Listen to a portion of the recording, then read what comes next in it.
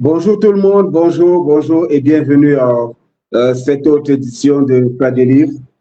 Nous avons eu quelques soucis tout à l'heure, mais là je crois que tout va bien. Vous pouvez nous suivre depuis toutes nos plateformes, Facebook, Acolyte, Facebook toujours, Ghost Universe et LinkedIn, Acolyte. Donc, merci beaucoup d'être des nôtres. Aujourd'hui, justement, au lendemain de la Saint-Valentin, au lendemain de la célébration de l'amour, cette célébration universelle de l'amour, nous sommes accompagnés de deux magnifiques auteurs, Semia et Radia, qui, bien sûr, vont un peu plus se présenter et qui vont nous parler de l'amour. Aujourd'hui, on aura un thème bien précis qui ressemble un peu à un atelier, écrire l'amour. Alors, c'est cela notre sujet. Bonjour, Semia. Bonjour. Alors, comment allez-vous aujourd'hui? Très bien, ça va. D'accord. Et vous êtes prof de français au lycée pilote de Naples, c'est bien cela? Tout à fait, voilà. J'enseigne depuis pratiquement 28 ans maintenant. Ah, d'accord. Et justement, vous partagez un point commun, Radia et vous, c'est celui de reconquérir la liberté. Radia l'écrit dans un de ses poèmes, Expliquer la fuite mathématiquement. Elle parle de reconquérir la liberté. Et vous, justement, le chroniqueur Jamal Guettara, ce capitaliste, dit que votre plume est une plume qui veut reconquérir la liberté. Alors, nous reparlerons bien de ce point qui vous unit si bien toutes les deux après la présentation de Radia. Radia, bonjour. Bonjour et bonjour Samia. Alors, vous écrivez beaucoup de poésie et vous êtes aussi traductrice. Oui, et nouvelliste aussi. Ah, nouvelliste, oh, bien sûr, oui, ça je l'ai noté, quelque nouvelliste aussi. Et aujourd'hui, justement, pour parler de vous et de vos travaux, nous aurons, bien sûr, Zeda, un recueil de poésie, donc notre Radia Toumi nous parlera. Et de l'autre côté, et de l'autre côté, c'est Nia avec avec son titre. Et Seigneur, Oui. vous, c'est un roman. C'est un roman. Ok, d'accord. Là, je suis un peu au fil en minute parce que j'ai plutôt mis aimer ne suffit pas. Aimer, voilà. Aimer n'a pas suffi. Aimer n'a pas suffi. Aimer n'a pas suffi. Ah bah, je suis désolé parce que j'étais plutôt sur autre chose dans mes deux. Aimer n'a pas suffi. Et Zeda, je commence avec vous, Seigneur. Déjà, c'est quoi l'amour? Si on vous dit en un mot, un seul mot, quand on dit amour, qu'est-ce qui vous vient à l'esprit? Vibration. Ah, d'accord. Et Radia, un mot, dès qu'on dit amour? Liberté. Liberté. Et bien sûr, et naturellement, la passion, c'est ce qu'il y a de plus libre, mais ce n'est pas toujours ce qu'il y a de plus accepté. Malheureusement, c'est une liberté, la passion est une liberté qui fait tant souffrir, tant souffrir. Et vos textes nous en parlent beaucoup. Alors, Radia, je reste avec vous. Oui. Écrire l'amour, est-ce que c'est aussi libre que cela d'écrire l'amour? Je veux dire, maintenant, nous allons prendre l'amour d'abord dans le sens que tout le monde connaît. Donc, l'amour entre deux partenaires, entre deux conjoints, l'amour entre un homme et une femme, par exemple. Donc, écrire l'amour, est-ce que c'est aussi simple que cela? Déjà, quand vous avez l'envisager, vous êtes poète et on dit que dans la poésie, l'amour, c'est ce qu'il y a de plus facile à écrire. Est-ce que c'est vrai? Ben, je ne pense pas que ce soit quelque chose de très facile à écrire. Ensuite, je ne vais pas émettre un jugement pour tout le monde. Je vais parler de ma propre expérience d'écriture.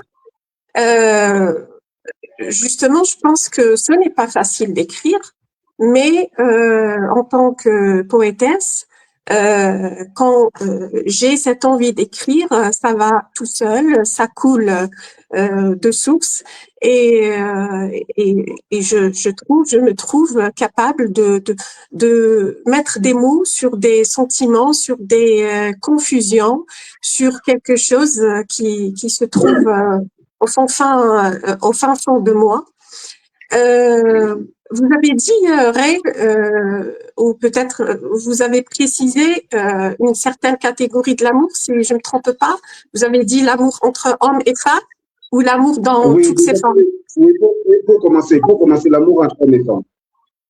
Oui, je pense que dans notre société, je vais parler de ma société, ou peut-être dans la société arabo-musulmane, ce n'est pas très facile de parler librement de l'amour entre hommes et femmes, parce qu'il y a certaines contraintes sociétales, certaines convenances à respecter. Et donc, je pense même si on se dote de toute la liberté qu'un écrivain ou qu'un poète veut mettre dans son poème, je parle de moi. Il y a toujours quelque chose une certaine censure ou un censeur qui me dit attention, là, tu vas un peu trop loin, il faut changer les mots, l'image, il faut chercher quelque chose de plus subtil, quelque chose qui n'est pas trop direct, quelque chose qui ne choque pas. Donc, je pense que on n'a pas toute la liberté pour dire l'amour dans tous les mots que nous voulons lui octroyer. Il y a toujours une recherche pour dire la chose, mais de manière à ne pas heurter peut-être. Mais ça ne veut pas dire que je parle de l'amour de manière crue, mais parfois j'ai envie de dire les choses telles qu'elles sont, mais ce n'est pas toujours facile. D'accord, merci beaucoup, Radia. Et justement, de soulever ce point, il est très important parce que la question justement que je vais poser à Semia, quel regard la femme peut-elle se permettre sur l'amour dans votre contexte? Quand il faut écrire l'amour, est-ce que c'est avec autant de réserve ou de mesures de contrôle, parfois même de censure que chez Radia, ou alors chez vous, vous écrivez d'abord et vous laissez le public voir si vous en avez trop fait ou pas? Alors, tout à fait. Radia, tout à l'heure, elle a parlé de censure. Au fait, la censure, elle est relative. Ça dépend, comme vous l'avez bien souligné, de la société. Et là, en l'occurrence, en Algérie ou en Tunisie, nous sommes dans des sociétés arabo-musulmanes. Donc, il y a un minimum de pudeur à respecter. Mais moi, personnellement, je n'ai pas du tout cette autocensure, d'autant plus que donc j'en ai discuté avec mon éditeur et la première question qu'il m'a posée, c'est où sont tes barrières? Ben, je lui ai dit j'en ai pas. Donc donc d'un j'ai pas de barrière dans mon roman, je me lance. Hein. Quand il y a des scènes de sexe qui sont tout à fait donc inhérentes aux sentiments amoureux, je me lance. Concernant maintenant la liberté, c'était ça aussi donc la liberté dans l'amour. Au fait, Exactement. j'ai une notion différente, du moins dans mon roman, concernant l'amour. Alors l'amour qui est décrit dans mon roman, c'est pas du tout un amour consommable, si je puis dire. C'est un amour inaccessible, très platonique. Donc les relations amoureuses dans mon roman, c'est des relations. Donc il y a 3 relations amoureuses et c'est des relations qui échouent à partir du moment où elle côtoie la vie, où elle côtoie la réalité, où elle côtoie effectivement donc ces préjugés sociétaux, cette société qui est complètement incompatible au sentiment amoureux tel qu'il est décrit dans le roman.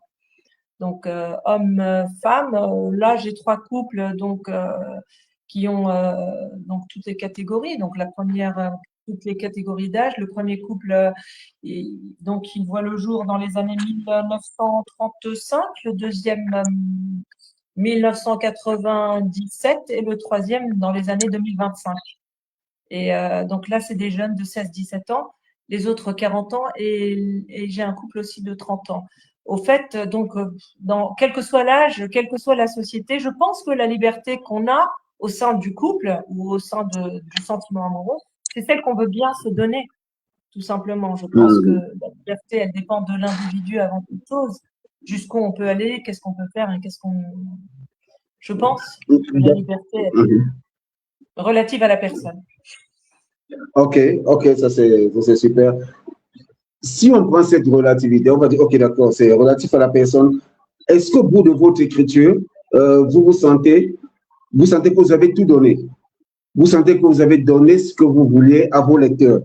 Est-ce qu'il y a ce souci ou est-ce que vous dites, ça, c'est pas vraiment ce que je voulais donner, je voulais en donner un peu plus? Ou alors vous avez la satisfaction qu'au bout de votre roman, le lecteur, il sera satisfait par ce qu'il va rencontrer, ou alors il sera comblé par votre plénitude? Alors, la question m'est adressée? Oui, j'aurais besoin de tenir. Alors, moi, quand j'écris, je pense pas du tout au lecteur, c'est ça le truc. Donc, je ne pense absolument pas au lecteur, ce qu'il va aimer ou détester. J'écris parce que pour moi, c'est un besoin, comme l'a très bien souligné Radia tout à l'heure. J'écris pratiquement en transe. Donc, je me pose pas du tout la question de savoir comment va réagir le lecteur. Je pense que le lecteur est assez intelligent pour lors de la lecture pour comprendre, enfin, même pas comprendre. Je pense que le roman, il sera interprété de la part du lecteur. Chaque lecteur va l'interpréter à sa manière, va l'aimer ou ne pas l'aimer. Le lecteur est libre. Autant j'ai été libre durant l'écriture, autant il est libre durant sa lecture. Je pense que c'est un contrat tacite entre l'auteur et le lecteur. Moi, j'écris ce que j'avais à écrire. Maintenant, si lui, il aime, ok, c'est très bien. S'il aime pas, c'est très bien aussi. On n'est pas obligé tous d'avoir les mêmes goûts. Ah, bien sûr, bien sûr, bien sûr. D'accord, merci beaucoup. Alors, Radia, nous sortons nous sortons de la Saint-Valentin. Déjà, est-ce que, là, je m'adresse à la poétesse, quel est le regard que la poétesse a sur une journée comme la Saint-Valentin? Alors, vous voulez connaître mon regard sur cette journée? Bien sûr, sur cette journée. D'accord. Moi, personnellement, je suis quelqu'un qui respecte toutes les différences culturelles. Je respecte les habitudes culturelles, les us et coutumes des autres pays, des autres peuples. Et je sais que cette journée, dans beaucoup de pays, c'est une journée de fête, fêter l'amour, fêter la relation amoureuse sous toutes ses formes. Bien sûr que, bien, parce que l'amour déjà c'est quelque chose, c'est un sentiment multiforme. Et donc, je trouve que c'est quelque chose de bien. C'est quelque chose qui va nous donner ou donner l'occasion aux gens de vivre des sentiments positifs, parce que nous allons essayer de nous connecter à ce sentiment fouillant de temps en temps, vu les temps que nous vivons, parce que nous passons par une époque époque très difficile, avec beaucoup de défis. Et je crois que cette journée va nous rappeler l'importance de l'amour dans la vie des êtres humains. Et c'est l'amour. Je crois que c'est beaucoup plus une certitude, c'est l'amour qui est, je crois, la clé ou la solution de beaucoup de problèmes que vit l'humanité aujourd'hui. Oui. D'accord. Bien, là, maintenant, je vais entrer un peu plus dans votre écriture. Déjà, avant de revenir à ce que représente écrire l'amour. Alors, pour qu'on connaisse un peu mieux la poétesse que vous êtes, votre écriture se situe toujours entre ombre et lumière, entre un point et un autre, entre un départ et une arrivée. On a l'impression de n'être jamais parti, on a l'impression d'être proche de son arrivée. Alors, je veux dire, est-ce que cette écriture est le reflet de votre vie? Ou alors vous vous dites, c'est ce que l'être humain parlait de conquérir la liberté. Et justement, il y a eu d'une part une sorte de privation parce que quand on lit vos textes, que ce soit le soir que ce soit expliquer la fuite mathématique, que ce soit même l'attente, déjà, il y a toujours quelque chose, justement, qui attire, qui repousse ou alors qui pousse et à un moment qui demande à ce qu'on se projette vers un ailleurs. Il peut être connu, il peut être inconnu. Alors, quelle est votre perspective? Déjà, quel est votre projet, vous, en tant que poétesse, en tant qu'auteur? Votre projet, je veux dire, ce qui vous permet d'écrire et d'ouvrir cette voie à l'intérieur de chaque personne. Alors, je pense avoir décelé 2 points soulevés par vous dans votre question. La première, c'est une certaine interprétation que vous avez faite de certains de mes poèmes que vous avez eu l'occasion de lire. Et je pense que, bien sûr, votre lecture est tout à fait recevable. Oui, dans certains de mes poèmes, je situe toujours l'action du verbe dans une zone entre deux.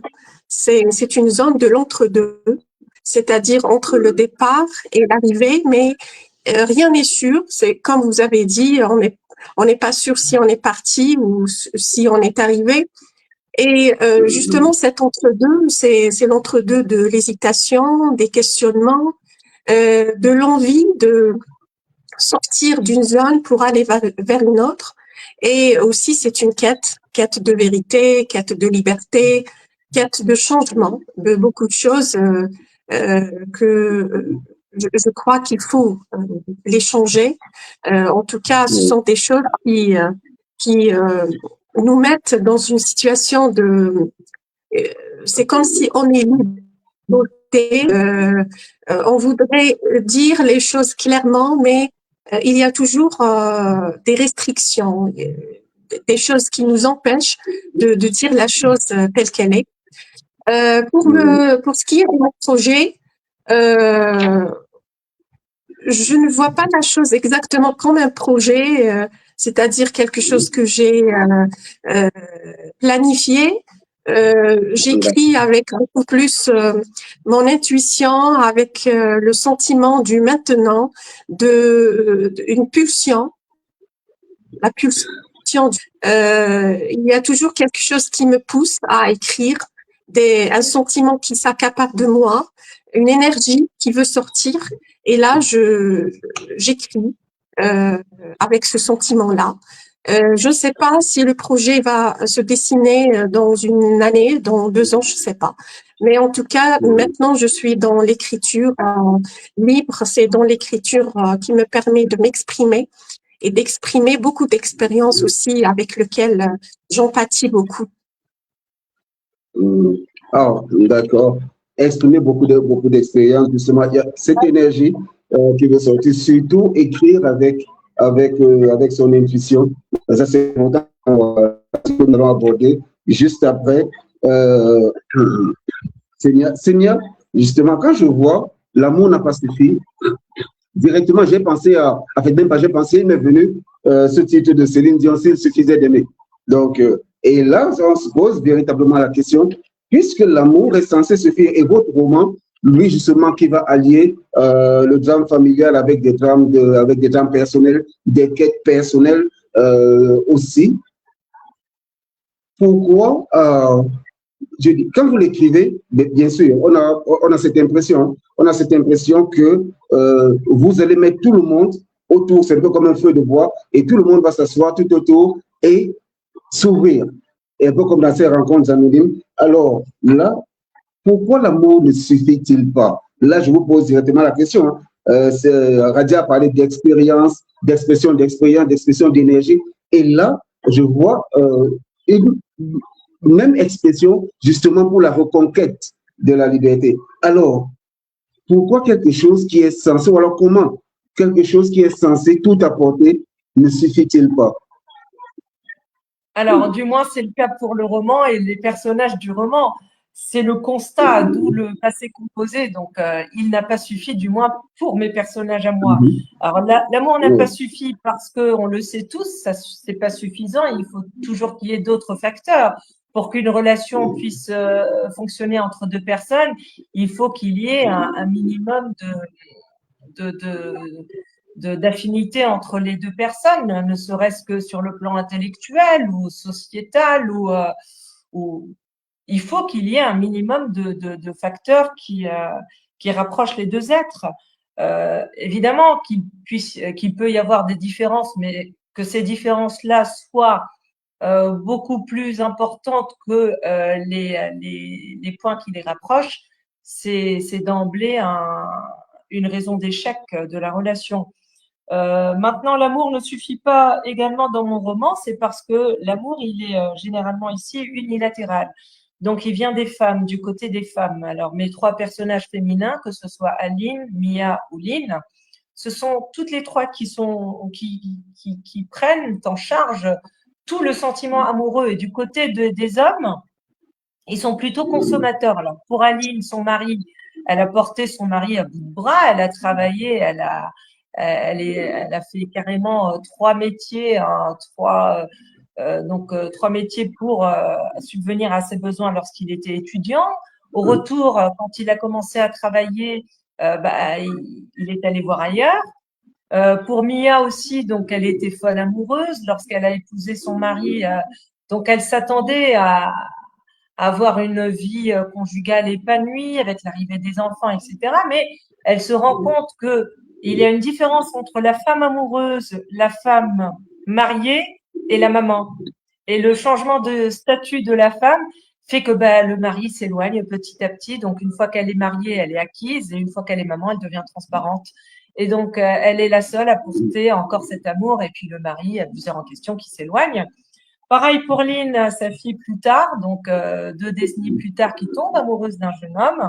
Donc, elle est mal dans sa peau, elle se sent grosse, elle se sent boutonneuse, elle se sent moche. Et il y a ce regard de ce jeune homme entouré d'un essaim de jeunes filles magnifiques et qui la regarde. Et donc là, elle se sent complètement boostée par ce regard, complètement métamorphosée. Elle se dit, ah, finalement, je suis belle puisque lui, il me regarde. Et donc, on est parti dans une histoire d'amour entre Neil et Lynn et qui se termine d'une façon assez explosive, si je puis dire, puisqu'il y a un incendie à la fin. Donc, voilà, pour les trois personnages féminins, elles ont aimé de toutes leurs tripes, elles ont aimé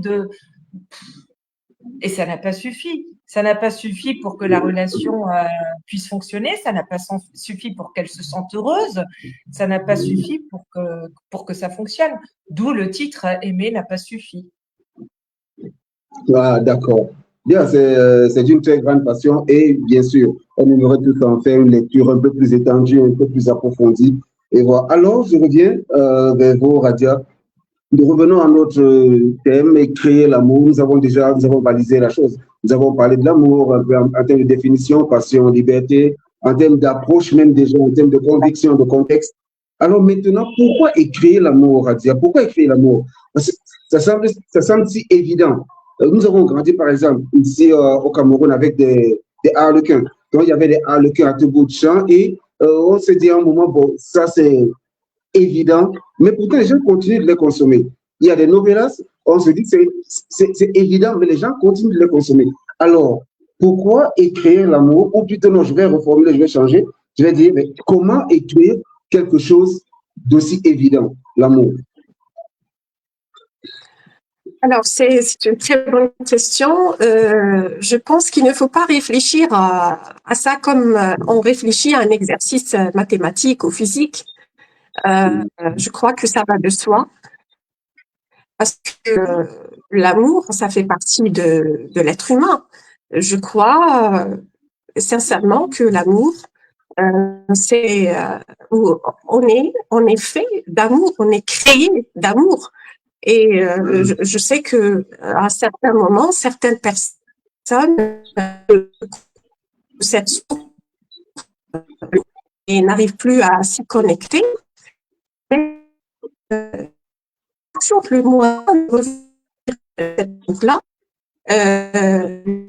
les poètes, ils ont cette capacité ou ce don à justement à exprimer, à écrire l'amour.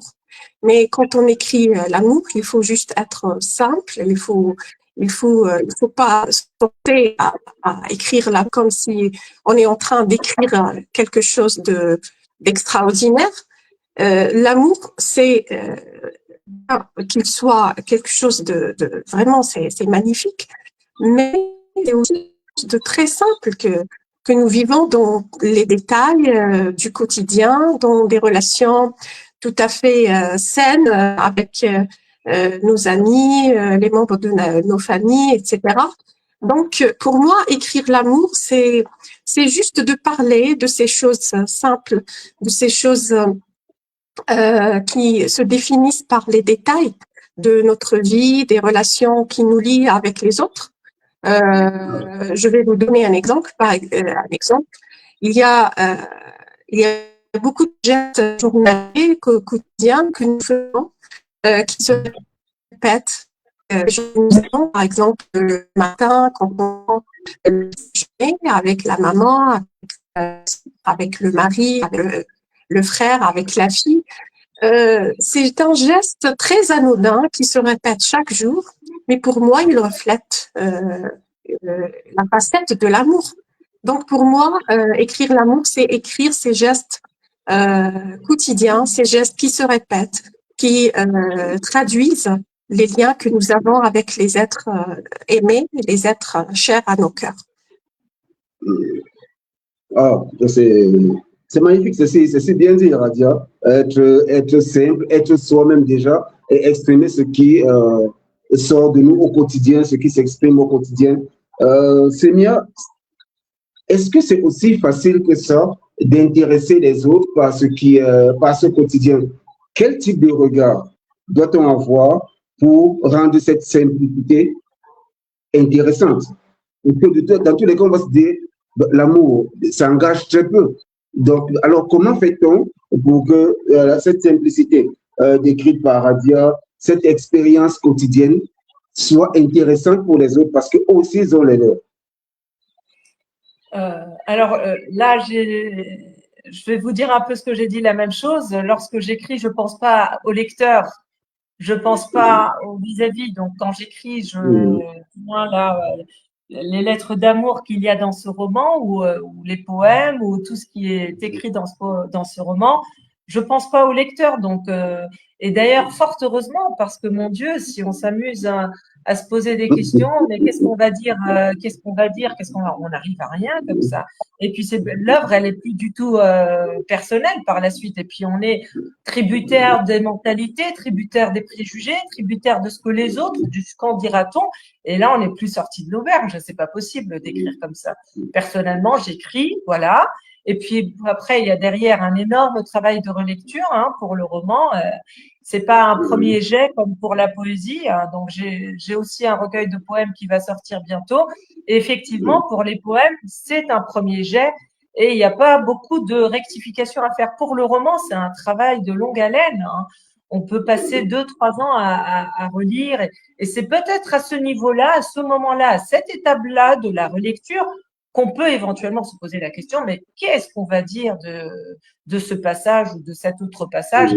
Mais bon, on se pose la question et puis on passe son chemin, parce que si on va commencer à enlever, à effacer, à élaguer sous prétexte que en Tunisie, on va penser cela, en France, on va penser ceci, etc. La censure, il y a plein de gens qui sont passés par là, et les grands d'ailleurs de ce monde, tels que Gustave Flaubert, son roman L'éducation sentimentale a été censuré. Il y a des pièces de Molière bien avant lui qui ont été censurées. Je pense que la censure, c'est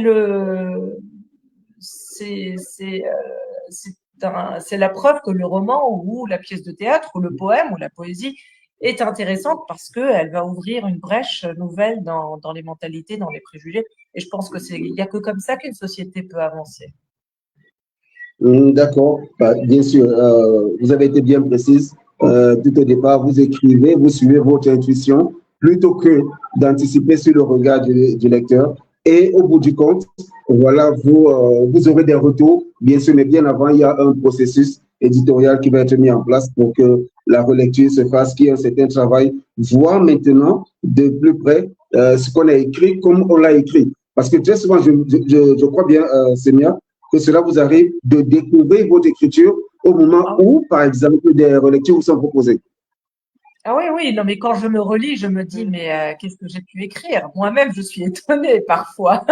Je me relis et je dis, ouais, d'accord, ouais, c'est intéressant, hein, je m'ennuie pas hein, durant le travail de relecture. C'est en soi un travail fastidieux dans le sens où je passe énormément de temps. Je peux passer une journée sur un mot, sur une phrase, et en une journée, je peux relire 20 pages. Ça dépend, en fait, ça dépend de la chance ce jour-là, mais c'est un travail de redécouverte, au fait. Je redécouvre. Ah oui, d'accord. Et ce qui est intéressant, c'est que je me rappelle du lieu, du moment où j'écris ce passage. Et c'est vraiment. Ah, j'adore. J'adore aussi le travail de l'écriture que le travail de relecture, même si je le trouve assez ennuyeux parfois. D'accord, d'accord. Alors, Radia, je reviens vers vous avec la question de la relecture aussi.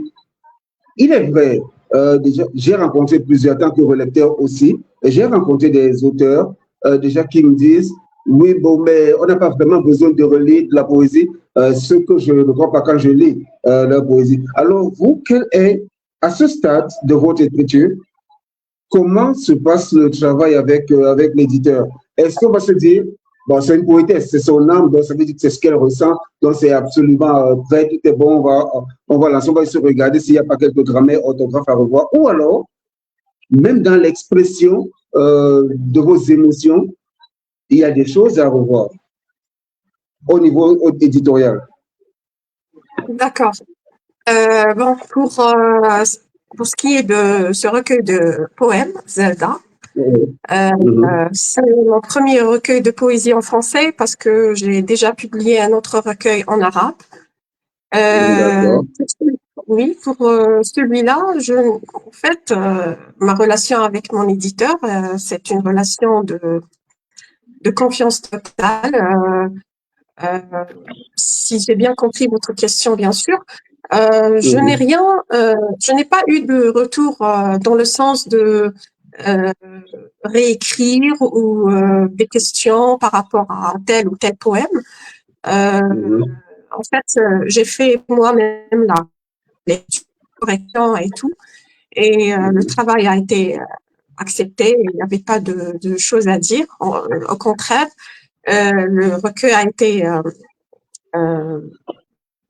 apprécié par mon éditeur et on l'a publié. Il m'a dit aussi son retour et son feedback était très positif, ce qui m'a donné une certaine, on va dire, une certaine joie, une certaine satisfaction par rapport à ce premier recueil en français. Mais bien sûr, je crois que la relation avec mon éditeur, pour l'instant, c'est une relation de confiance. Si j'aurais un retour dans le sens des questions, par exemple, sur tel ou tel thème, je vais discuter de ça tranquillement. Mais pour réécrire, je ne pense pas que je vais changer quoi que ce soit à mon poème parce que je crois que une fois je suis convaincue de la forme finale, de l'agencement final du poème, je ne suis pas vraiment prête à changer quoi que ce soit. D'accord. Ok, je reste avec vous, Radia. Pour parler maintenant d'autres choses, on va parler du premier amour. On va connaître avec l'amour. On va parler du premier amour de tout écrivain, les mots. Et les mots, chez vous, Radia, c'est, je vais dire, c'est quelque chose. Vous avez parlé de simplicité, mais en vous lisant, on se rend compte que cette simplicité est encore plus simple. Je vais le dire comme ça. Et prof d'université que vous êtes, alors, comment arrivez-vous à vous situer de telle sorte que le mot que vous utilisez soit aussi facile à lire, et soit aussi facile d'approche, facile de compréhension Parce que très souvent, quand on lit des personnes d'un certain niveau, je parle maintenant académique, les mots, c'est pas la chose la plus simple que l'on rencontre. Votre écriture à vous, par exemple, je veux dire, vous écrivez, même un enfant de l'école primaire, vous dites sans la moindre difficulté. Alors, comment arrivez-vous à, j'aimerais bien dire, quitter votre rôle de professeur pour intégrer je veux dire, celle du mot simple? Alors, premièrement, je crois qu'il y a une que je dois priver maintenant par rapport à ce recueil. En fait, presque tous les poèmes, sauf un, de ce recueil ont été écrits sur une période de presque 14 ans. Donc, ça remonte à il y a 14 ans de cela. Et pendant cette période-là, j'ai écrit ces poèmes-là et d'autres poèmes encore, mais j'ai rassemblé ces 30 poèmes dans ce recueil parce que j'ai senti qu'il y a un fil conducteur entre ces poèmes-là. Pourquoi je précise la durée? Parce que je pense que moi, avant 14 ans ou dans 14 ans là, j'ai changé. Il y a beaucoup de choses qui ont changé en moi. Même mon style, il a changé. Maintenant, je pense que j'écris de manière un peu différente d'il y a 14 ans.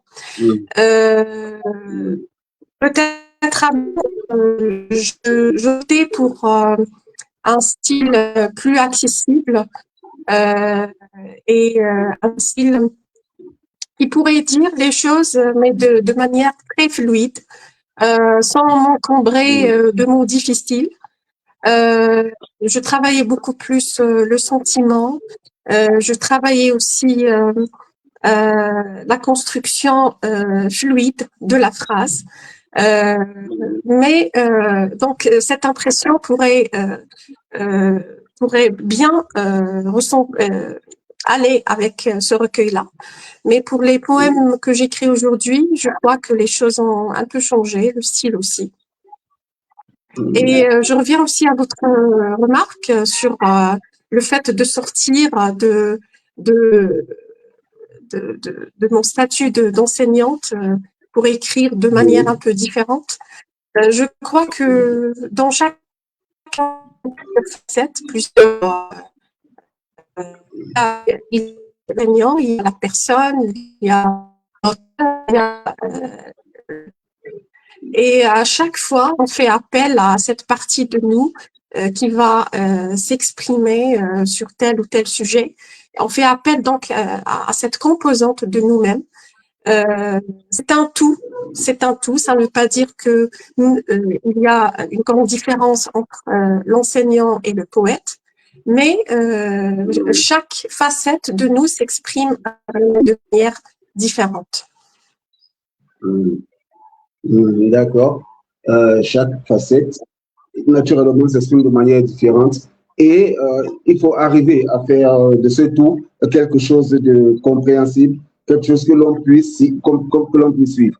Alors, Semia, les mots, comment vous les avez reçus avant de les exprimer? Est-ce par le biais de beaucoup de lectures, comme on le dit souvent de façon très classique, il faut beaucoup lire pour pouvoir écrire, ou alors les mots, ils dansent devant vos yeux et évidemment vous écrivez avec ce qui vous vient. Et vous avez parlé dessus votre intuition. Vous écrivez déjà pour vous libérer vous même déjà et vous écrivez pour exprimer. Vous savez, il y a cette énergie justement dont Radia parlait qui veut sortir.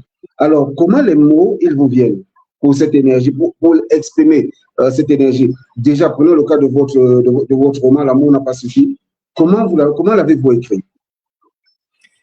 Alors, d'abord les mots.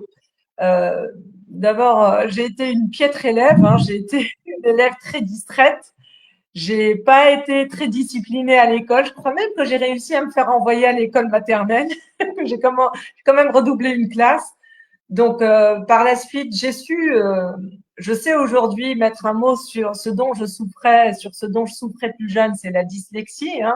aujourd'hui, on sait nommer les choses. Donc, je pense que j'étais dyslexique et que mes parents n'ont pas su diagnostiquer le problème. Et donc, je me suis retrouvée avec tout le monde, avec ces difficultés d'apprentissage. Je me rappelle que je commettais énormément de fautes d'orthographe et que j'étais souvent pointée du doigt par les enseignants. Et je pense que quelque part, à un moment ou à un autre de ma vie, aux alentours de 14-15 ans, je me suis dit, eh, ça commence à bien faire. Je vais prendre le taureau par les cornes. Et à partir de cet âge-là, j'ai commencé à lire, mais à lire énormément. Par la suite, je me suis procuré une liseuse. On peut y mettre carrément 1 million d'ouvrages dedans. Et je me rappelle que je lisais, mais une gloutonnerie livresque terrible. Donc oui, pour écrire, je pense que quelque part, il faut avoir emmagasiné énormément de mots, énormément de textes. Mais j'avais pas du tout l'intention un jour, et jamais je n'aurais pensé un jour pouvoir écrire, moi, celle qui fait des fautes d'orthographe, prétendre un jour écrire, et un roman qui plus est, non, jamais. Donc ce roman, pour revenir à votre deuxième question, comment est-ce qu'il a été écrit? Ben, je me rappelle avoir écrit dans plusieurs supports. À chaque fois que j'avais des choses à dire, donc j'écrivais sur des supports. Et au bout de 2-3 ans, je me suis dit, tiens, ça fait quand même un bon nombre de feuilles. Et je me suis amusée à relire comme ça les feuilles. Et ben, il y avait un fil conducteur, c'était toujours le même personnage, cette fameuse Mia Lalan, donc qui se retrouve à chaque fois dans des situations assez rocambolesques, hein, durant tout donc dans mes supports. Et là, j'ai commencé, et il a fallu quand même 3 ans par la suite pour complètement. Donc j'ai obtenu au début un premier G. C'était un G de 80 pages et je suis revenue dessus par la suite. Je me suis retrouvée à 180 pages. Et donc, j'ai fait la connaissance d'un premier éditeur il y a 2 ans et ça n'a pas très bien fonctionné parce qu'effectivement, il voulait censurer énormément de passages au point que le premier chapitre était devenu complètement méconnaissable. Je ne me reconnaissais plus. Et donc là, je lui ai dit, écoutez, monsieur, c'est bien beau tout cela, mais moi, je ne veux pas publier quelque chose qui correspond absolument pas à mes intentions. Donc, j'ai gardé mon roman. J'ai failli tout effacer à un moment donné, tellement ça m'énervait. Et puis là, l'été dernier, j'ai fait la rencontre donc de mon éditeur actuel qui m'a dit, écoute, vas-y. Et là, on est à 328 pages quand même pour le roman. Concernant les mots, ouais. Et concernant les mots, je pense que, du moins actuellement, à l'issue de ce roman, à l'issue du recueil de poésie qui va être publié prochainement, à l'issue également du deuxième roman qui ne saurait tarder, je cherche encore. Il n'y a jamais le mot parfait. C'est une quête incroyable. C'est quelque chose qui nous prend aux tripes. Et quand je suis face au dictionnaire de synonymes, je trouve jamais le mot. Mais je me dis, mais c'est pas ce mot-là, c'est un autre. Et aucun des mots n'arrive à matérialiser la pensée. Et c'est peut-être pour ça qu'on écrit encore. Parce qu'on est en quête, à la recherche de ce mot parfait et de ces mots parfaits qui vont pouvoir le mieux schématiser, verbaliser la pensée. Et moi, je cherche encore, tout simplement. Je cherche les mots. D'accord. Et bien sûr, nous continuons de les chercher. C'est ça qui fait la beauté, justement, de la lecture, pour être le reflet de cette beauté d'écriture. On écrit parce qu'on continue de les chercher et on lit parce qu'on les cherche toujours. Et là vient la prochaine question, on va dire, l'amour et l'engagement. Est-ce que, très souvent, on dit communément que écrire l'amour, on ne s'engage pas, on se l'engage pas, c'est pas aussi engagé qu'écrire, que dénoncer la politique, dénoncer les exercices, dénoncer ceci, cela. Vous, quel est votre regard sur cette approche? Est-ce que l'on peut engager une société en écrivant l'amour, ou alors l'amour, comme certains disent, c'est juste un accessoire de l'écriture? Donc l'amour peut être dans un roman de guerre, dans un roman de ceci, de cela. On va glisser une histoire d'amour pour apporter un peu de souffle. Est-ce ainsi que vous voyez? Est-ce que l'amour seul peut engager une société? Ou alors peut révolter, peut réveiller un lecteur? Alors, je pense que cette question pourrait avoir plusieurs réponses pour chaque personne. Pour moi, l'amour lui-même, c'est un engagement.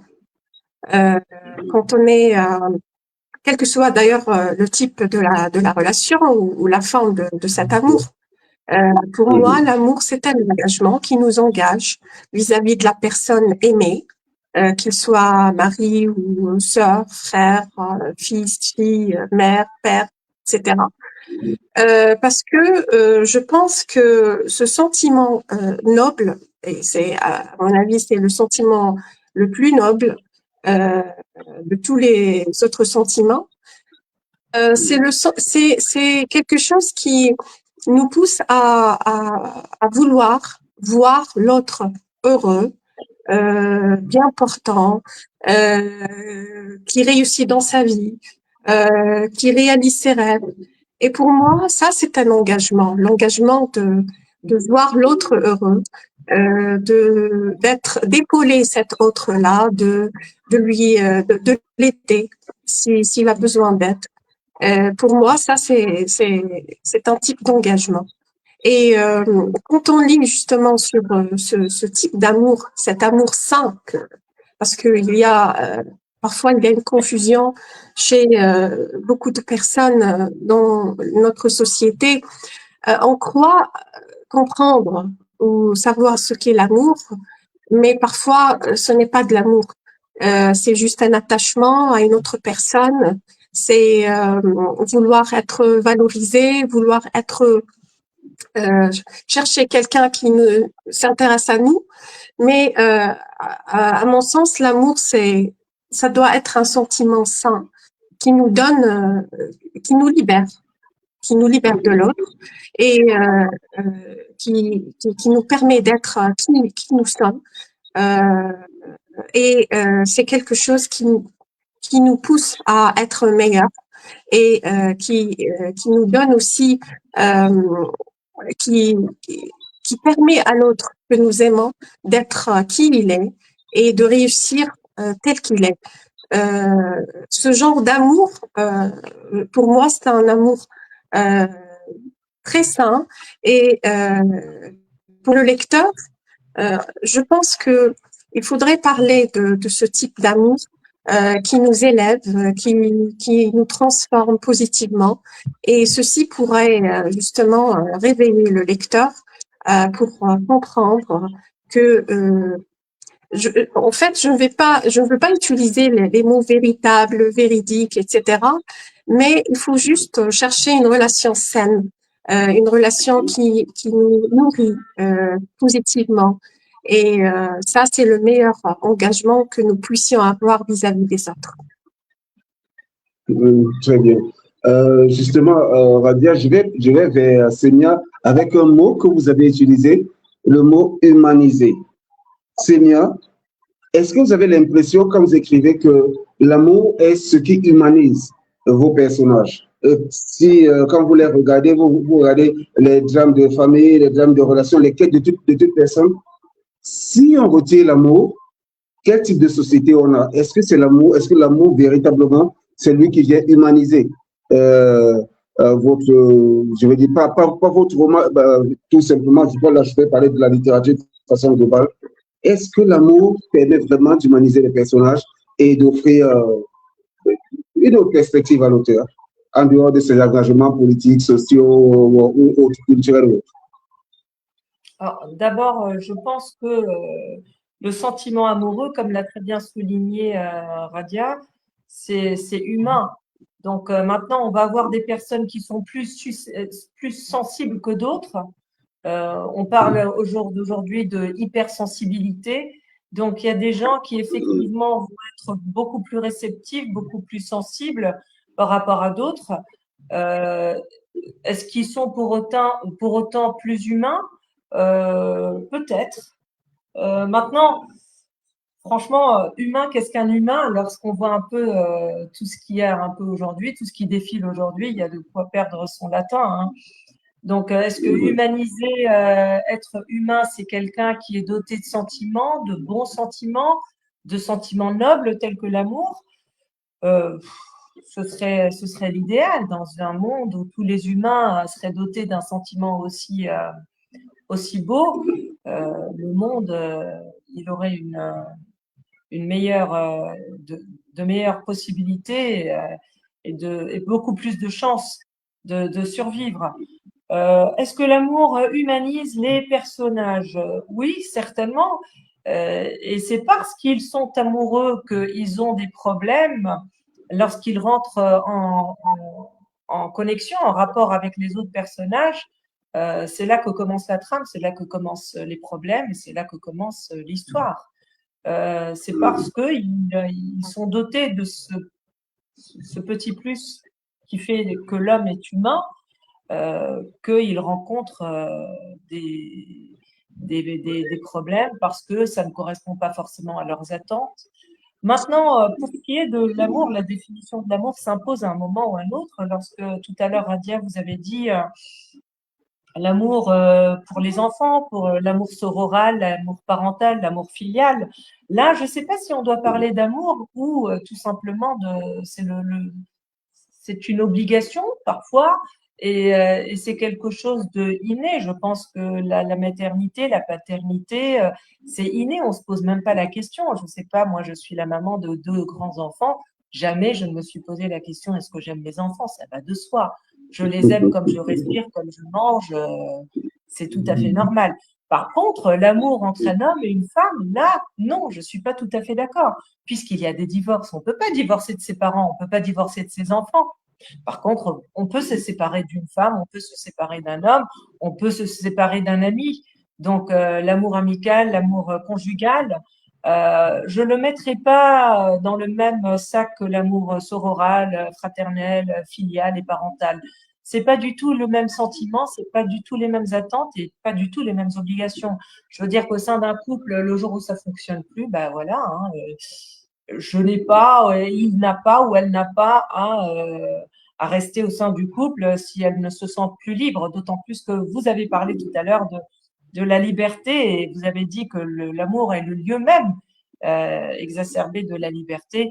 Dans ce cas, non. Si on est tributaire du sentiment amoureux, dans ce cas, ça devient de la captivité et là, on est plutôt dans l'amour toxique et les relations toxiques.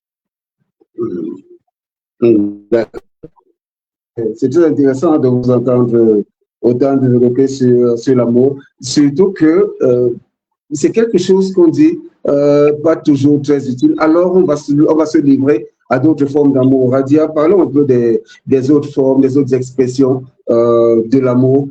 Alors, très souvent, des écritures nous présentent des scènes, des contextes où les personnages semblent seuls au monde. Alors, le regard périphérique, celui qui va demander, quand on regarde autour de soi, des autres composantes qui peuvent agrémenter une narration, justement, autour de l'amour. Pourquoi, par exemple, on passerait à côté, je dis, d'un paysage? On a des personnages, par exemple, qui vont arriver sur un banc public, un homme et une femme. On va se dire, OK, je suis en train d'écrire sur l'amour, donc je vais écrire, ces personnages sont les plus intéressants. Alors, vous, par exemple, quel conseil donneriez-vous à des personnes qui écrivent pour montrer l'importance du lieu? S'ils décident de se rencontrer, d'aller s'asseoir dans un parc bien particulier, par exemple, dans un jardin public, de prendre un banc public, il y a bien une raison. Alors, comment on écrirait, par exemple, quels sont les éléments qui entreraient en jeu pour exprimer l'amour qui ne serait pas limité qu'à la personne physique qui est là, mais aussi à l'espace qui les entoure? Parce que l'espace, il semble très souvent oublié dans les Écritures. D'accord. Donc, la question que vous me posez, c'est de voir quelle est la relation ou l'importance plutôt de l'espace dans lequel on est. De l'espace. C'est ça? Quand on écrit sur l'amour? Quand on écrit sur l'amour, exactement. D'accord. Ben, je pense que c'est toujours subjectif. Alors, si on écrit sur l'amour, la relation avec l'espace ou le lieu dans lequel on se trouve. Je pense que ça dépend de chaque personne, de l'impact de l'espace sur lui. On sait tous qu'on est différent et notre relation avec le monde qui nous entoure est différente. Notre relation avec ce monde-là diffère d'une personne à l'autre. Il y a des gens qui aiment écrire dans des espaces ouverts, en plein air, dans la nature, dans un parc. Il y a aussi des gens qui aiment écrire dans des chambres fermées. Il ferme la chambre, il commence à écrire tout seul. Donc, je crois que ça reste toujours relatif, ça reste subjectif. Les gens ou les personnes qui aiment ce contact avec la nature, je crois qu'ils seront peut-être beaucoup plus inspirés quand ils vont écrire sur l'amour, parce que la nature, c'est un espace qui est très inspirant, mais cet espace pourrait ne pas être inspirant pour quelqu'un d'autre. Pour moi, je pense que j'écris dans n'importe quel endroit. Peut-être il y a des espaces plus inspirants pour moi que d'autres, mais l'espace en lui-même, ça me pose pas de problème. L'essentiel est que je sois tranquille, seule, pour que je puisse écrire tranquillement. Je ne sais pas si j'ai bien compris votre question, Ray. Bon, j'ai essayé de répondre après ce que j'ai compris. D'accord. Alors là, c'est en partie. Vous avez parlé de l'espace autour de l'auteur. Maintenant, j'aimerais qu'on intègre l'espace autour des personnages. Mais à ce moment-là, donc, les choix, par exemple, très souvent, on parle de choix de mots, même si ce n'est qu'après qu'on peut parler de choix de mots, parce que l'auteur, au moment où il est en train de produire son texte, n'est pas en train de se dire, bon, je vais prendre tel mot plutôt que tel autre. Donc, le choix de mots, lui, est même instinctif. Ça ne dépend pas nécessairement de lui. Mais prenons le cas de l'espace autour des personnages. Maintenant, comment le fait-on vivre pour renforcer, parce que c'est une question d'émotion. Deux personnes qui se regardent, bah oui, je crois que tout le monde le voit. Mais maintenant, l'espace autour d'eux, comment peut-on combiner, bon, là c'est une sorte de conseil que je vous demande pour d'autres auteurs, si vous en avez bien sûr en termes de sur ce plan-là. Comment on peut allier l'espace et nos deux personnages, prenons un couple par exemple, comment on écrit l'espace autour d'eux pour renforcer leurs sentiments, par exemple, ou bien pour renforcer le moment. D'accord. Donc là, je vais faire recours aux nouvelles que j'ai écrites, justement pour pouvoir répondre à votre question. Comme vous savez, l'espace chez certains auteurs ou dans beaucoup d'ouvrages littéraires a constitué lui seul un personnage. Parfois, l'espace devient un personnage dans le roman. Et dans ce cas-là, il aura lui aussi une autre relation avec les personnages humains, bien sûr dans cette fiction, avec cet espace. Et là, ça dépend bien sûr de la trame, de l'histoire elle-même. Qu'est-ce que nous voulons faire avec cet espace-là en tant que personnage? Qu'est-ce que nous voulons dire? Qu'est-ce que nous voulons exprimer? Ça dépend bien sûr de l'histoire racontée. Mais quand il s'agit seulement d'un décor, parfois ce décor-là influe ou joue un rôle important dans la scène où se trouvent des personnages ou deux personnages qui se parlent ou qui échangent ou qui sont dans une relation amoureuse et justement ils parlent ou ils évoquent ou ils expriment leurs sentiments.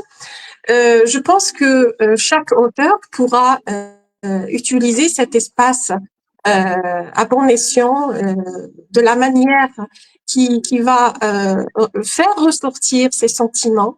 Peut-être il va utiliser cet espace ou des éléments dans ce décor comme écho avec ses sentiments, la couleur, la distance, par exemple, l'endroit, est-ce que c'est une maison, est-ce que c'est en plein air, est-ce que c'est une chambre, est-ce que c'est dans un endroit vaste, étroit, etc. Donc, je pense que ça revient toujours à l'auteur d'utiliser les éléments du décor pour faire ressortir ou étayer cette expression de sentiment ou cet échange amoureux entre les personnages. Là, je ne peux pas donner un conseil, mais je pense que l'auteur doit réfléchir à ce qu'il veut transformer l'espace en personnage. Et là, il aura une place bien importante dans le récit ou dans le roman. Ou est-ce que c'est seulement un décor? Et dans les deux cas, il y a des techniques un peu différentes, je crois, pour renforcer ces sentiments que les personnages sont en train d'exprimer. D'accord, merci beaucoup, Radia. Et bien sûr, c'est un conseil qui porte bien parce que justement, plein de textes ressemblent à des espaces vides dans lesquels les personnages flottent. Et accessoirement, on a un petit coin de paysage qui pourrait apparaître quelque part. Sénia, oui. Vous qui écrivez, vous qui suivez votre intuition, alors vous, quel est le rapport que vous avez avec l'espace dans lequel évoluent vos personnages? Ce sont eux qui vous le communiquent ou alors vous dites, OK, c'est ici que ça va se passer et vous tous à l'intérieur. Comment votre écriture, elle, de l'espace, elle se présente? Alors, l'espace, il y a d'abord l'espace intérieur, c'est-à-dire à l'intérieur des maisons pour chacun des personnages. Évidemment, comme l'a très bien souligné Radia, oui, hein, ça suit le récit. On va pas comme ça planter les personnages dans un décor qui sera un simple accessoire. Pour revenir au thème d'aujourd'hui, à la thématique de l'amour, les couples que j'ai là dans mon roman et qui donc tombent amoureux, là, par contre, l'espace devient complètement caduque. Il n'a aucune importance parce que le sentiment amoureux lui-même, déjà, il emmène les deux personnages en dehors de tout espace. D'ailleurs, j'ai un passage où carrément le personnage féminin sort de son corps pour regarder cette relation, donc ces deux personnages qui est elle et l'homme dont elle est tombée amoureuse. Et elle dit, je les vois d'en haut, d'en bas, et puis elle est tellement exaltée qu'il y a son âme carrément qui sort de son corps. Et là, l'espace, peu importe l'espace où ils sont, du moment que eux deux sont là, que leurs regards sont là. Sinon, pour ce qui est de l'espace extérieur, mes personnages voyagent énormément. Hein. Donc là, le roman commence dans le nord de la France, à Roubaix, puis ensuite on se retrouve à Paris, on va à Neba, en Algérie, au Maroc, on va à New York, en Australie, on repart dans le Finistère, en France. Ils voyagent énormément, les personnages. Et ces voyages-là, si vous voulez, c'est un parcours pour chacun des personnages qui lui permet de prendre de la distance par rapport à son vécu, prendre de la distance par rapport aux données qu'il a, à sa vie, à sa propre vie, et de voir cette vie de l'extérieur. Voilà, si je m'éloigne de chez moi, je m'éloigne de mes enfants, de ma femme, de mon mari, c'est pour mieux les voir.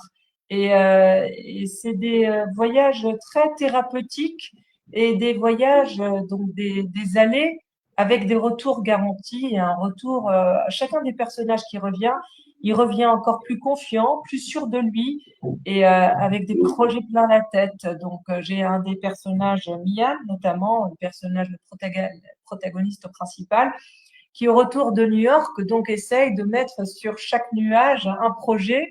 Donc, elle est là en train d'échafauder les projets de retour. Elle va faire ceci avec son mari, entreprendre tel voyage avec son ami, avec sa fille, etc. Et donc, elle revient la tête plein de projets.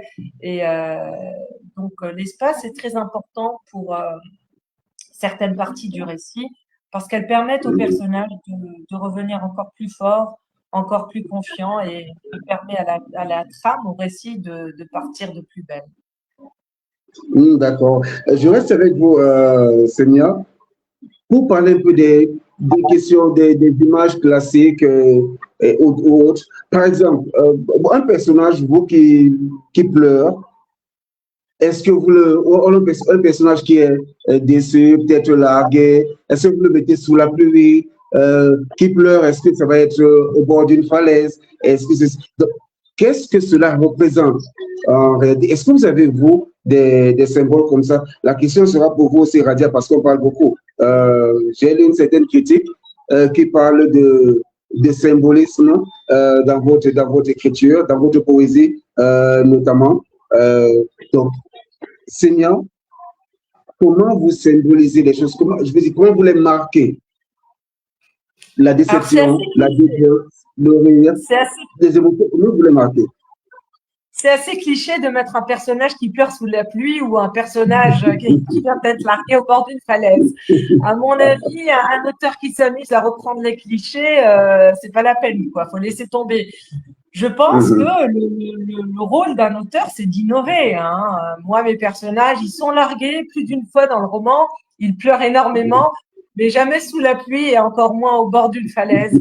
Donc, mon personnage, le jour où elle se fait larguer, elle est dans une rame de métro et elle se laisse emporter par la foule. Elle rate sa station à plus d'une reprise parce que elle n'a plus de jambes, elle ne peut plus marcher, elle a froid alors qu'on est en plein mois d'août. Donc c'est un personnage, et puis elle vit ses chagrins d'amour à sa façon. Elle va pas se dire ah hop là je viens d'être larguée, allez hop je suis suicidaire, je vais aller me mettre au bord d'une falaise. Non, absolument pas.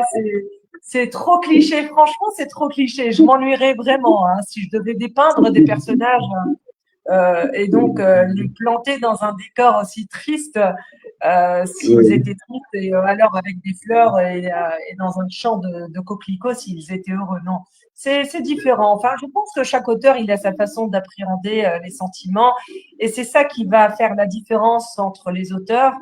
C'est que chacun va apporter un plus, son bagage, chacun va apporter son originalité et tout cela va enrichir la littérature francophone.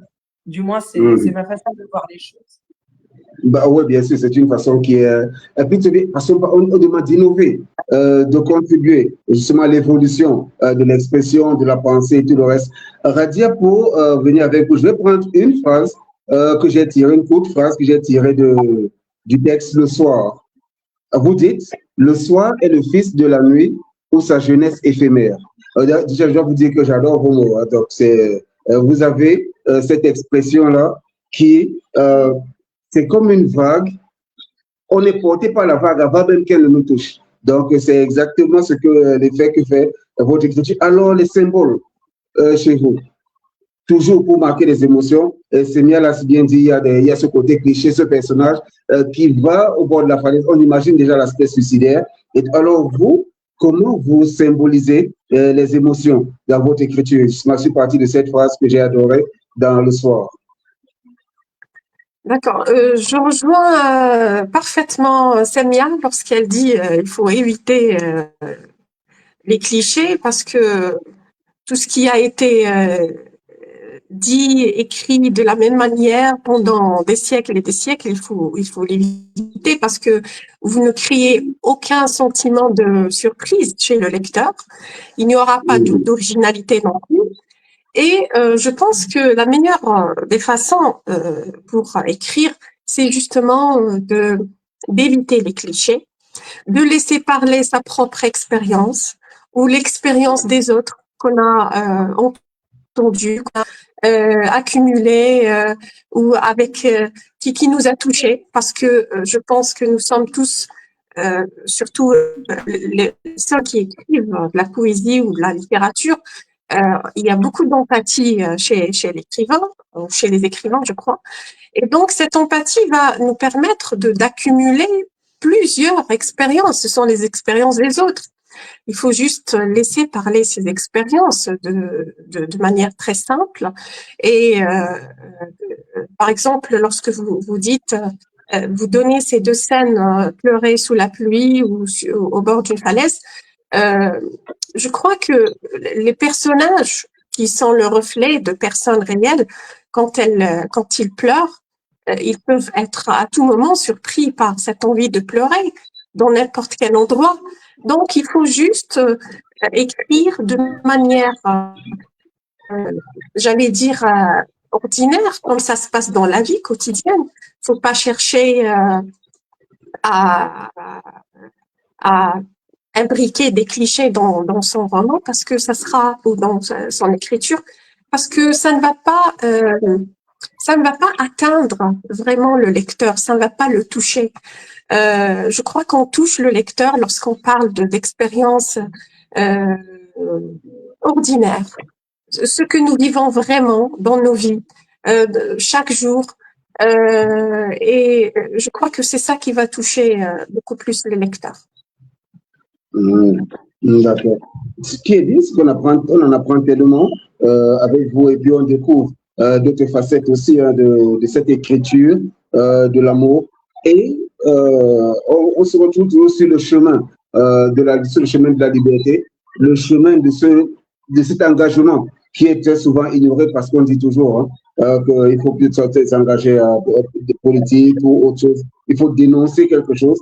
Mais pourtant, l'amour, ça permet aussi de dénoncer justement certains manquements au niveau des émotions. Et justement, là, je suis très heureux de savoir que Jamal Guettara, que j'ai cité tout à l'heure, il est là, qu'il nous suit. Et justement, c'est lui qui a dit sur le texte de le roman de Senia que l'amour, parfois, n'a jamais suffi à protéger ceux qui s'y abandonnent. Oui, ça, je le cite. Il dit ce roman, vous le versant, rappelle que les passions, aussi profondes soient-elles, peuvent devenir des pièges et que l'amour, parfois, n'a jamais suffi à protéger ceux qui s'y abandonnent. Ben, voilà. Bonsoir, cher Jamal. Donc, l'amour, finalement, s'il ne suffit pas, ben, qu'est-ce qu'il lui faut quand on l'écrit? Radia, je commence avec vous. Qu'est-ce qu'il lui faut quand on l'écrit pour qu'il suffise? Bon, je crois que c'est une question philosophique pour moi. Je la sens comme ça. J'étais tout à l'heure en train d'écouter Samia lorsqu'elle expliquait pourquoi l'amour n'a pas suffi pour les trois personnages.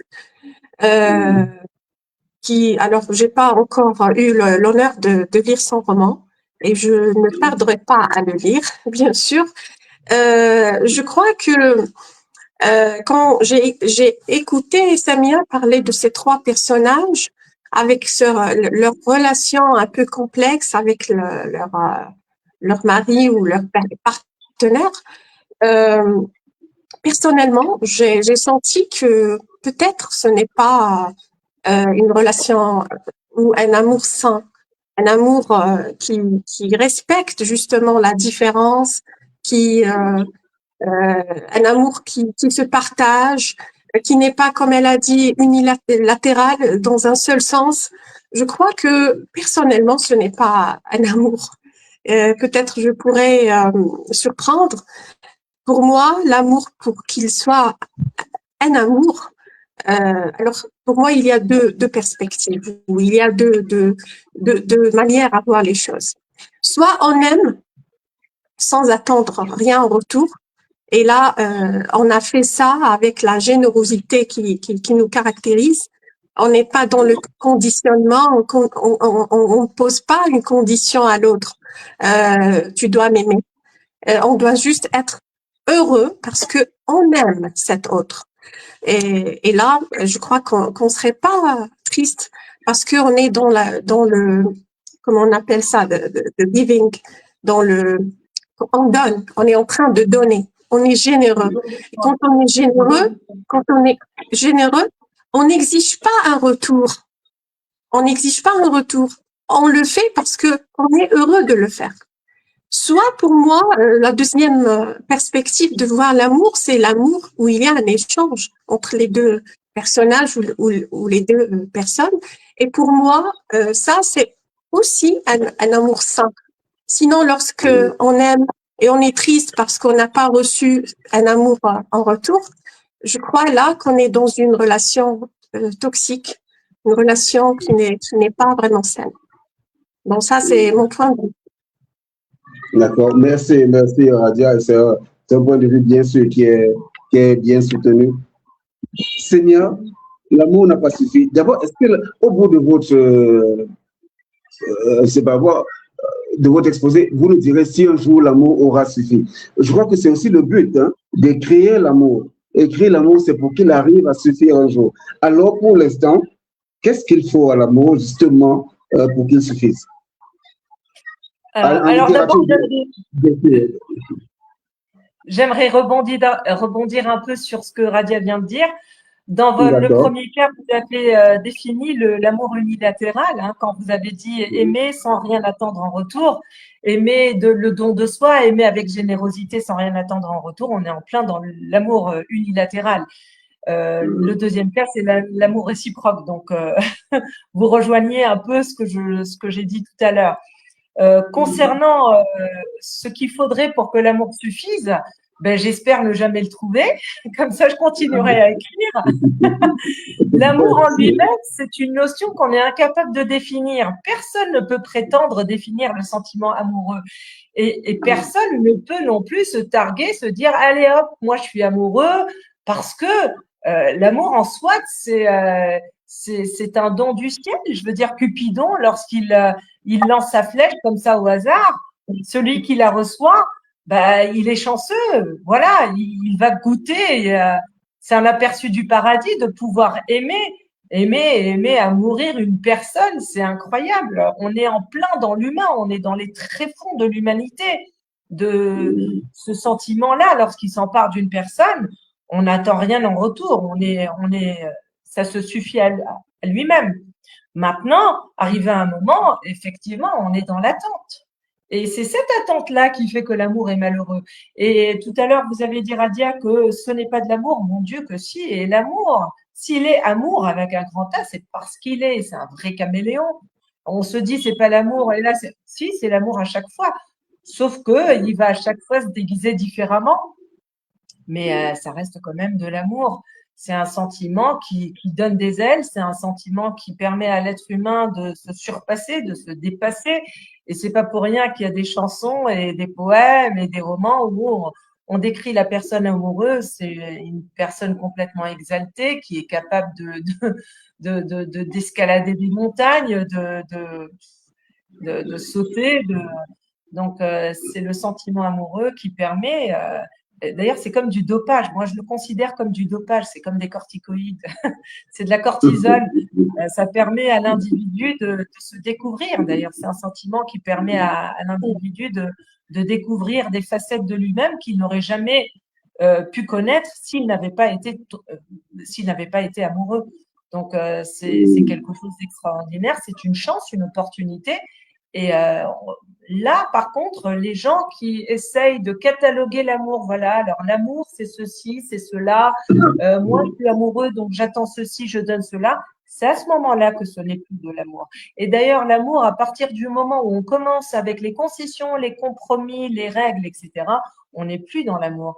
L'amour tel qu'il est défini dans les romans, dans les légendes amoureuses, c'est un amour fou, c'est un amour rétif, récalcitrant, foudroyant, sauvage. C'est ça l'amour.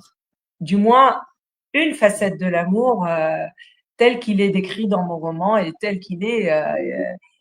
Et c'est la quête même de plusieurs auteurs, de plusieurs poètes, cet amour fou qui s'empare de la personne et amène cette personne à se surpasser complètement au point de ne plus se reconnaître. Et justement, et c'est ça l'amour, c'est ça la magie de l'amour pour les mots. Justement, cet amour qui surprend et qui surprend autant le lecteur que l'auteur lui-même, justement. Là, il nous reste un quart d'heure, un peu moins d'un quart d'heure. Nous allons aborder un autre aspect de l'amour, l'envers de l'amour. Alors, comment on l'écrit et comment on en sort? Seigneur, je reste avec vous et Radia va conclure. Donc, alors, l'envers de l'amour, quand vous l'écrivez, puisque l'amour, tout ce côté obscur, ce côté noir, quand il vous vient de l'écrire, déjà, comment vous vous sentez? Est-ce que vous essayez de l'amoindrir pour ne pas être affecté vous-même déjà? par son écriture. Là, je parle vraiment de l'amour pour les choses macabres, parce que l'amour, étant donné qu'on est pluriel, on porte souvent ses préférences vers autre chose. Alors, cet amour qui arrive, c'est pour la violence. Quand vous venez de l'écrire, ou alors la personne qui va fouer l'autre, quand vous l'écrivez, cette personne, comment vous vous sentez et surtout comment vous sortez de ce personnage? Alors, je vais vous citer deux vers d'un poème. Je pense que c'est Alfred de Musset ou Alphonse de Lamartine qui dit que les chants les plus désespérés sont les chants les plus beaux, et j'en connais d'immortels qui sont de purs sanglots. L'amour heureux ne nous fait pas écrire. C'est l'amour malheureux qui permet à un poète ou à un écrivain d'écrire.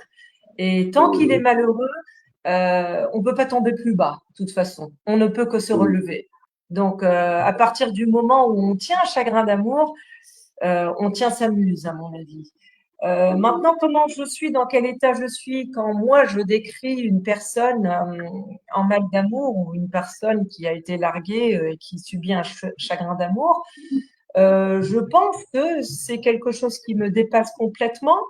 Je pense que c'est peut-être un don que j'ai actuellement, peut-être que j'aurai pas demain ou dans 10 ans. J'écris, je suis en transe et j'arrive à être plusieurs personnages à la fois. Et dans le roman, j'ai, oh là là, je sais plus combien de personnages, et chacun a une personnalité différente, chacun a des problèmes, des soucis, des tics, des tares, et chacun tombe amoureux à sa façon, et à chaque fois, il me faut donc changer de casquette et écrire, me retrouver dans la tête d'Abuseur, de Mia, de Lynn, d'Aline, d'Alain, de Samuela, de Mia, de Mamie, chacun des personnages. Et je dois donc me remettre dans le cadre, dans la tête du personnage, et je m'oublie complètement. Je ne sais pas à chaque fois qui je deviens, mais ce que je sais, c'est je ne sais plus qui je suis. Hein, c'est qu'après l'écriture que je me retrouve moi. Comment j'aurais vécu ces situations, moi personnellement, je ne pourrais vous le dire. Peut-être que j'aurais emprunté la façon de faire d'un de mes personnages. Ça, c'est une bonne trouvaille, effectivement. C'est une recette. Mais comment est l'auteur lorsqu'il écrit personnellement? Je suis heureuse. Moi, je suis personnellement heureuse quand j'écris, que même si le personnage il est au bord du suicide, hein, moi, je suis heureuse parce que j'arrive à réaliser quelque chose d'extraordinaire et de donner vie à des sentiments, de faire vibrer, de faire vivre, pleurer ou avancer ce personnage de papier. Je me sens, pour moi, c'est un contentement, une satisfaction très profonde.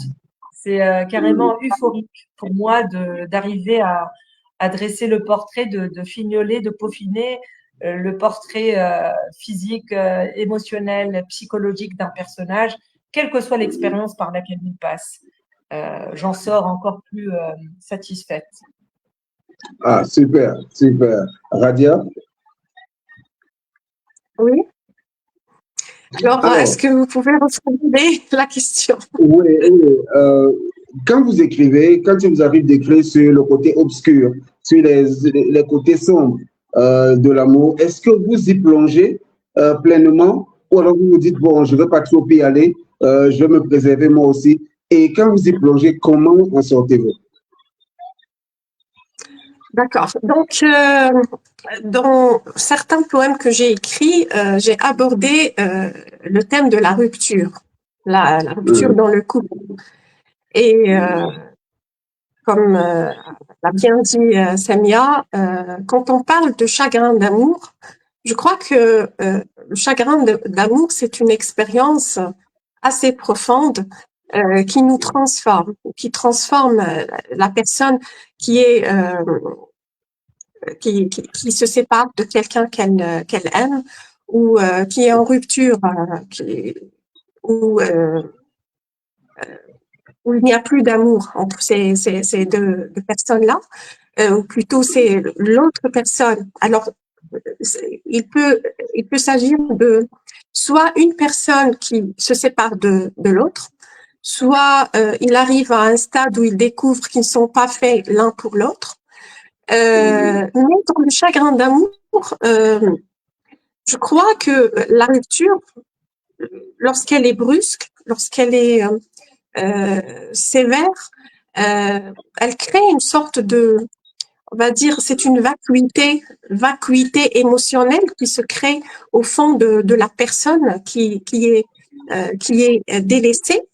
Je crois que la douleur vient du fait que l'attachement qui se fait avec le temps laisse croire qu'on fait un avec l'autre, mais en vérité, on n'est jamais un avec l'autre.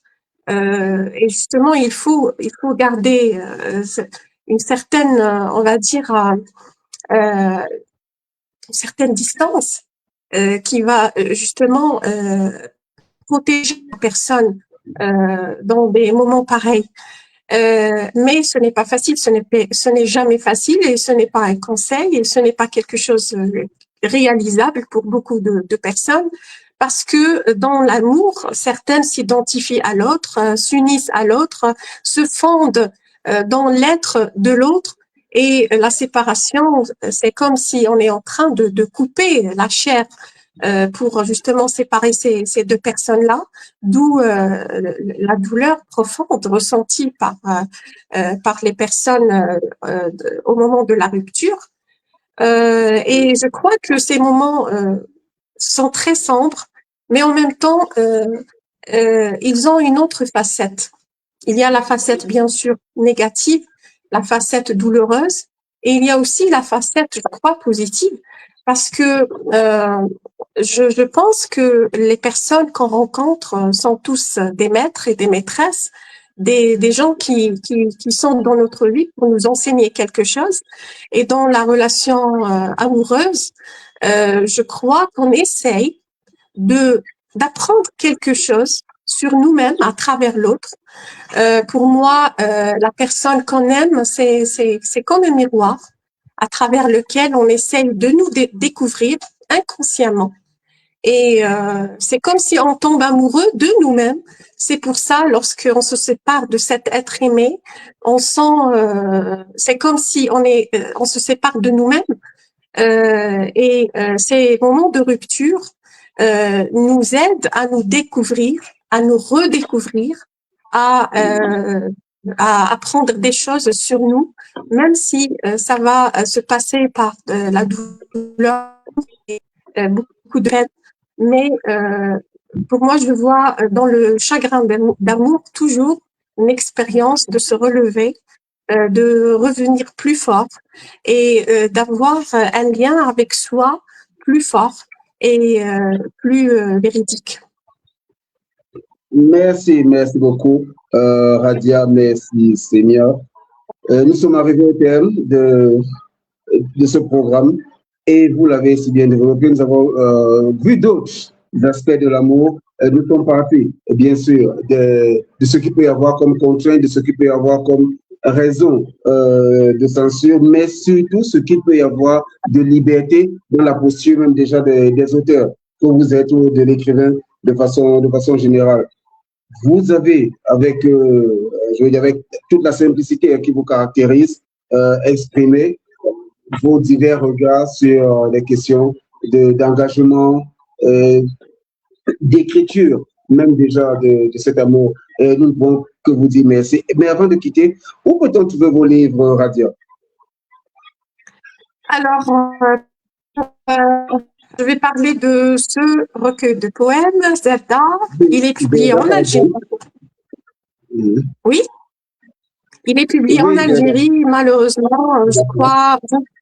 Peut-être on peut le trouver dans certaines foires internationales, dans quelques pays, mais la distribution n'est pas encore faite.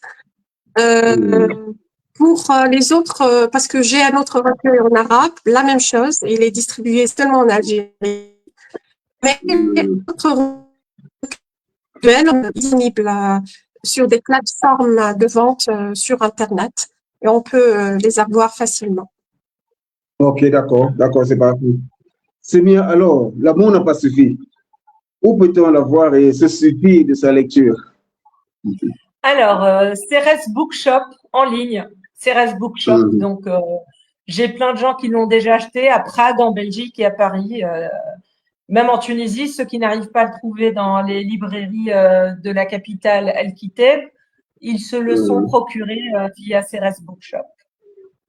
Ok, d'accord. Donc, ce qui est certain, c'est que vos livres en ligne, on peut les avoir. Donc, merci beaucoup d'avoir été là avec nous pour étudier l'amour. Merci encore. Merci. D'accord. Merci beaucoup. À très bientôt, chers internautes. Et merci de nous avoir suivis, vous qui avez pu vous connecter. Et ceux qui n'ont pas pu le faire, bien sûr, le programme sera mis sur YouTube, donc il restera en ligne et ils pourront le suivre à loisir. Merci et à très bientôt et bon vent à l'amour. Oui. Au revoir. Merci beaucoup. Au revoir.